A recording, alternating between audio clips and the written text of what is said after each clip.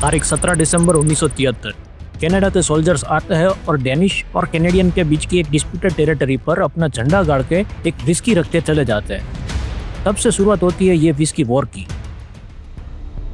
नमस्ते दोस्तों, आज मैं आपको एक ऐसी जंग की कहानी सुनाने वाला हूँ जिसके बारे में शायद ही आपने कभी सुना होगा। दोस्तों, दुनिया में कई तरह की जंग होती है, कभी जमीन के लिए, कभी पानी के लिए, कभी तेल के लिए।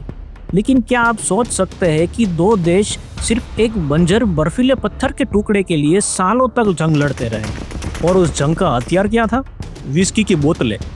हैंस आइलैंड, एक छोटा सा सिर्फ 1.3 वर्ग किलोमीटर का चट्टानी टापू जो ग्रीनलैंड, जो अभी डेनमार्क का हिस्सा है, और कनाडा के बीच आर्कटिक सागर में फंसा हुआ था।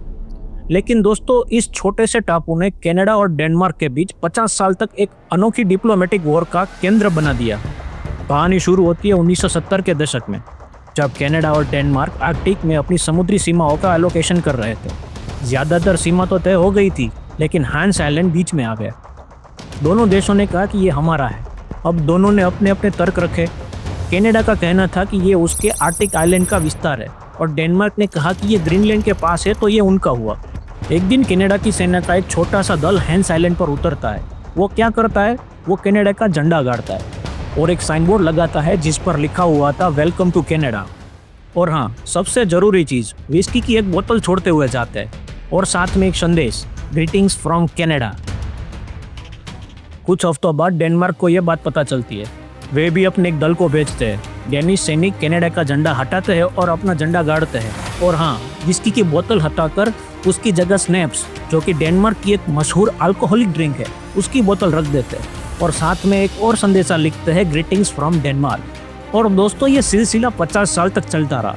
ये दुनिया की सबसे शांतिपूर्ण और शायद से सबसे मज़ेदार जंग थी। इस विस्की वॉर को जेंटलमैन वॉर भी कहा गया है। दोनों देशों के बीच तनाव था, लेकिन उसे मजाकिया अंदाज में हैंडल किया गया।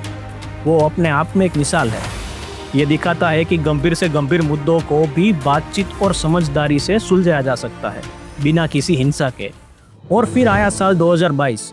14 जून 2022 को कनाडा और डेनमार्क के विदेश मंत्रियों ने आखिरकार एक समझौते पर हस्ताक्षर किए। उन्होंने हैंस आइलैंड को बीच में से आधा आधा बांट लिया।